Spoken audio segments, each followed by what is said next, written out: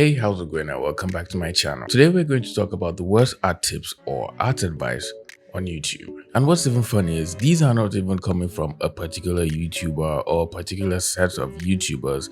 These are coming from the audience, you watching this video right now. So I made a post on my community tab where I said, what is the art tip you have heard or tried that never improved your drawing at all? And it got a bunch of replies, so I'm going to try and go through them as fast as I can, try to read as many as I can and explain them as best as I can. Just draw every day.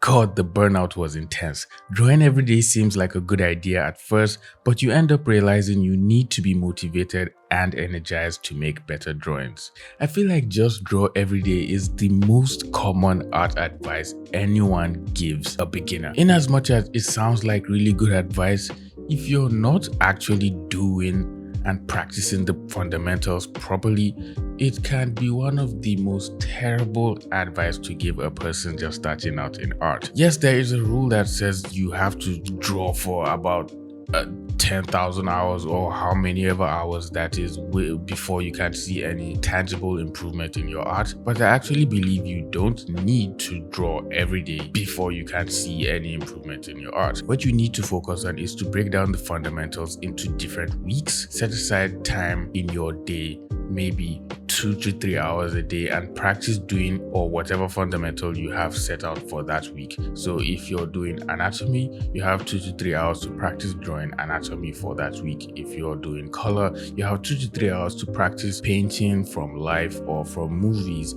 for that week, or whatever other fundamental of art you're practicing that week. It's just as simple and easy as that. You don't need to go crazy drawing every day and just making paintings and trying to practice even when you have no motivation, you're not even inspired, or you're just feeling down and don't feel like drawing at all. Just practice, shade circles, draw a random image, stop drawing anime style.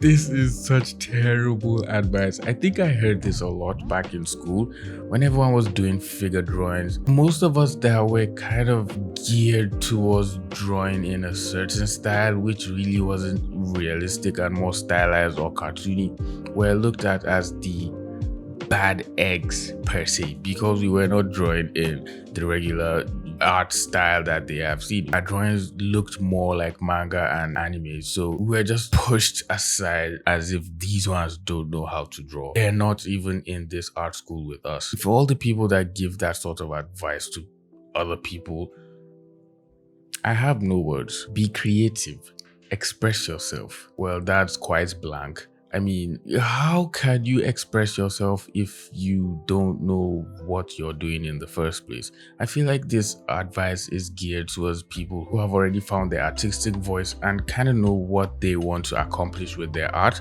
So for example, if you take a beginner artist and tell him to express himself, he really has no idea what he's doing exactly and can't really convey the kind of concepts or imaginations he's having in his head and cannot portray them creatively on a canvas or whatever medium he's using to draw. But if you take someone like Loish, who is super talented and experienced and has gained so much knowledge from just practicing art over the years, and tell her to express herself, it will be so much easier because she just has a vast array of knowledge in her head and she has built her visual library so much more that she can literally just sit down and create concepts and images from nothing, just from scratch, and it's more easier for her to express herself in that sense. It's not something you can practice doing, it's something that just comes to you naturally with time. The more you grow, the more you practice learning art, and the more you just grow your visual library and take in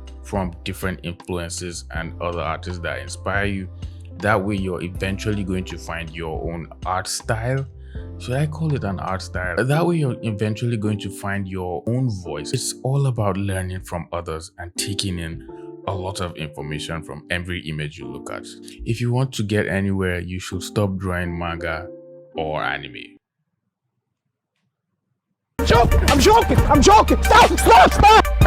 Earlier today, one of my teachers asked me if I draw good without the use of a reference, and this reminded me of the time when people told me using references is cheating, bad, and to practice or study. which basically meant look at a real photograph once and replicate it. Isn't it very obvious that all the master artists back in the day drew and painted from reference? So why is it that right now people just come up with this weird notion that using reference is cheating? I mean, all the people that we've been learning art from, we've been looking at their paintings for thousands of years. We're all using reference to paint and draw. So everyone that tells you to stop using reference or using reference is cheating or you should not look at a photograph to make an image doesn't really have any idea of what he's talking about in the first place. Obviously, if you're trying to create an image that is in some way correct or close to reality, or you can just feel the forms of what you're drawing, you have to look at a reference to understand whatever it is you're trying to draw. I'm guessing maybe they mean to not copy the reference directly, which can be true to some point, but it also depends on what you're trying to draw and why you're using that reference in the first place. Of course, if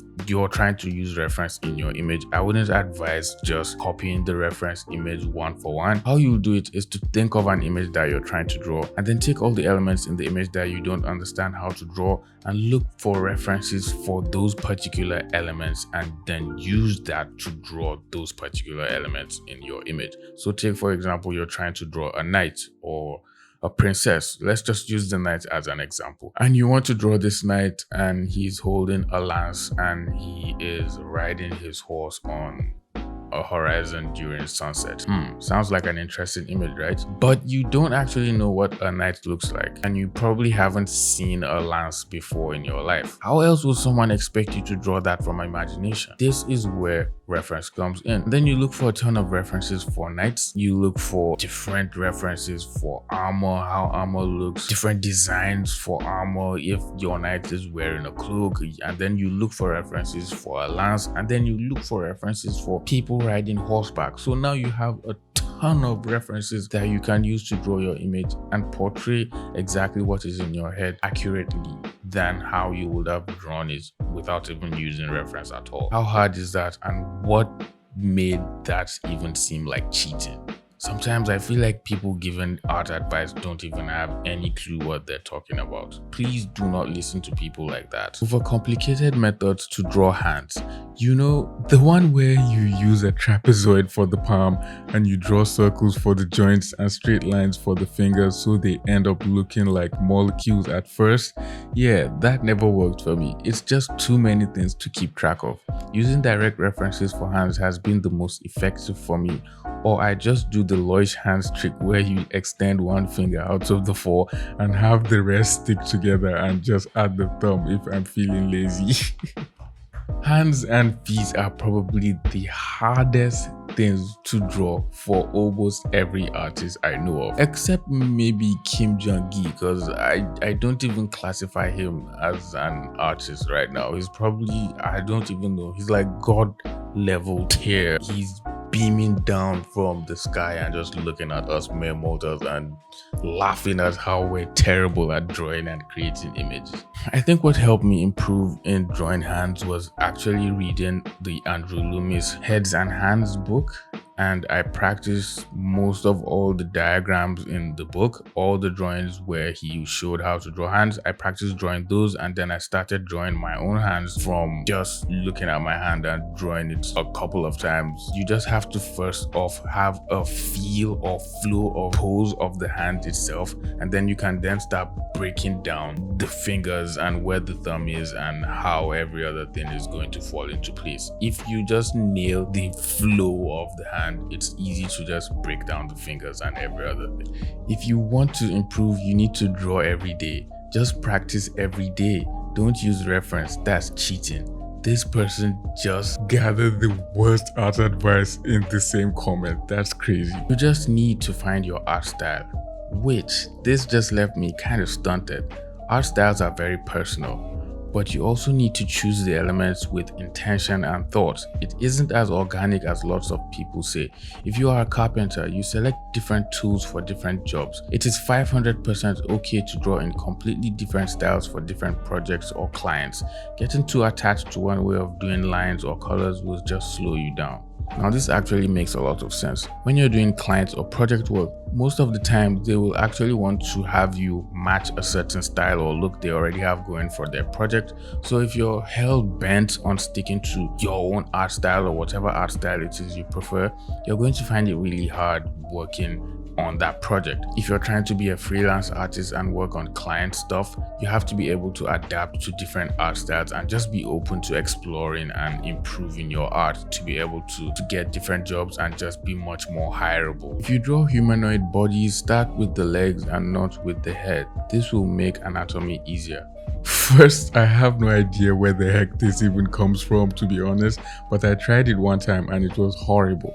I had to use my transform tool thrice as much as usual to make my human even look like a human. This is so funny. I have never heard of this art advice before. I think the only person that can start drawing a human or a figure from just the fingers is probably Kim Jong-gi, because I've seen him do it so many times. For us normal people, proportion is very important. So if you don't have your shapes proportionate to each other, you're just going to end up with a terrible drawing. It's best if you just start drawing your figures using gesture, the stick figure, or just using shapes if that's what you're comfortable with. And it's best to start it from the top, not from an arm or from a leg or any other body part that doesn't directly convey the pose of what you're doing. Which is why the best way to start drawing for me is just to feel the pose, go in with a gesture of whatever you're doing, and then you can now cover that gesture with your shapes and you're good to go. Does it count when your mom repeatedly bought me those? My mom? You mean your mom? How to draw manga books that aren't good at all? Like the ones where they had only the vaguest sense of what manga was and just drew these really off-looking things. I ended up just using actual manga and games as references and shoved the books in the toy chest. I actually feel some books don't get it right, especially when the authors are not people that are from that culture and don't really understand manga and Japanese art. It's going to be really hard to convey that style if you're not part of the culture. So I guess drawing from the actual material is 10 times better than just drawing off someone that doesn't understand what he's talking about. Never take breaks while drawing. I find it 1000 times better to take breaks because sometimes looking at something for too long can skew your perspective of it. If you take a break and come back to it later, you're more likely to see any mistakes you made and less likely to completely hate the outcome. I think if you're drawing an image and you're looking at the same image for so long, especially if you're making a big painting where you have to take almost a day or two painting it, it's very important for you to take breaks from time to time just to rest your eyes from just looking at a computer screen for so long, or a drawing tablet, or whatever it is you're drawing from, and just to rest and just not to stress your eyes for so long. Just taking a break from time to time will make you come back into the image. You will now begin to see mistakes you might not have seen before in the image when you were just looking at it and just drawing straight on for long hours. Don't draw blank. That blank could be filled with anything. Anime, manga, furries, cartoons, realism. I could go on for days.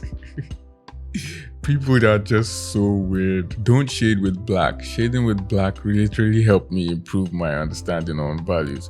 It's very confusing because when people are painting and trying to go for a realistic look, I understand not using black in your paintings because you want your shadows, well, to be rich and full of life. So obviously you're either going to use opposite color of what your light source is, or if your shadow is filled with reflected light, you're obviously going to make your shadow color reflect the light that's coming from the ambience. And using black is probably going to make it look a little bit off. So you might want to keep that in mind, especially when you're painting. But there are different other art styles where using black actually works. Take for instance, comics. Comics use blacks and could have an entire page covered just in black, which is the colors of their shadows. But you will still find mid-tone colors and other colors, but black is very important and heavily relied on, especially when inking. So how do you go and tell a comic book artist not to use black in their works? That's just ridiculous. Just copy several people's art styles and turn it into your own style.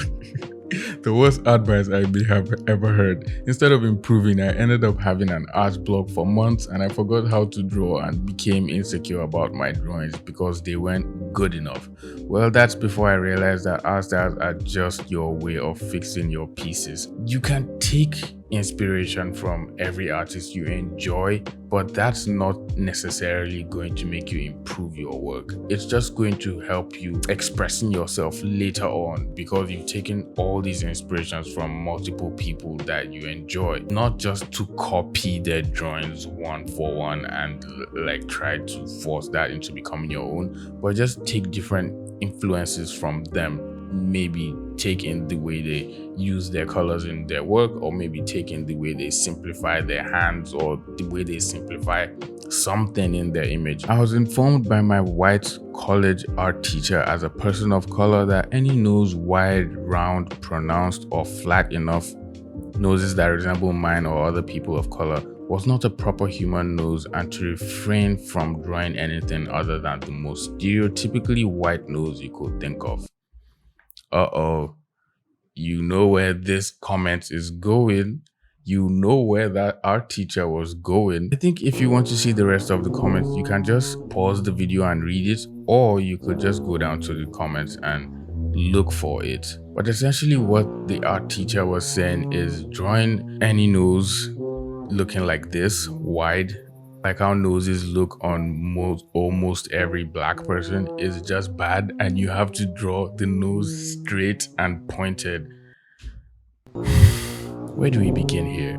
Is it possible for you to change your art school? Because that's the worst tip I've heard in my life. That's not even a tip. That's just hate. Why can you hate someone so much that you don't even want to see them drawing what is naturally common for their skin tone and people? You just want them to draw what you feel like is the most superior form of art. That's just wrong, man. You need to learn the rules before you break them. This is true to a certain extent, but what a lot of people are hearing is you need to perfect realism before you can draw cartoons. You should know how the human body works in order to draw cartoon people, obviously, but this can instantly kill creativity when you tell someone they can't draw cartoons unless they know how to draw realism first. This is confusing art advice that apparently doesn't really make much sense, especially if you look at it from someone who's just trying to draw cartoons. Yes, you don't expect them going out of their way to learn how to draw in the very realistic way. Obviously, it's good to understand how proportions work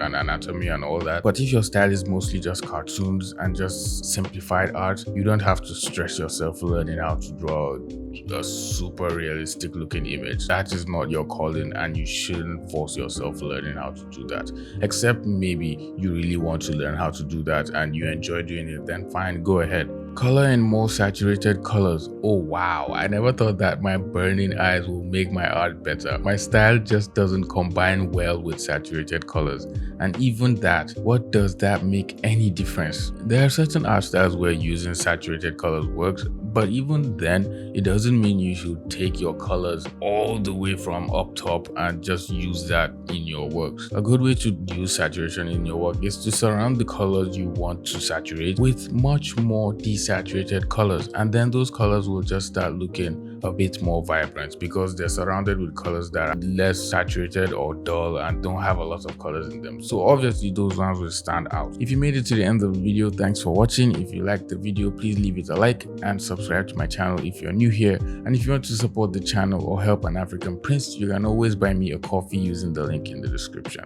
I'll see you in the next video. Peace.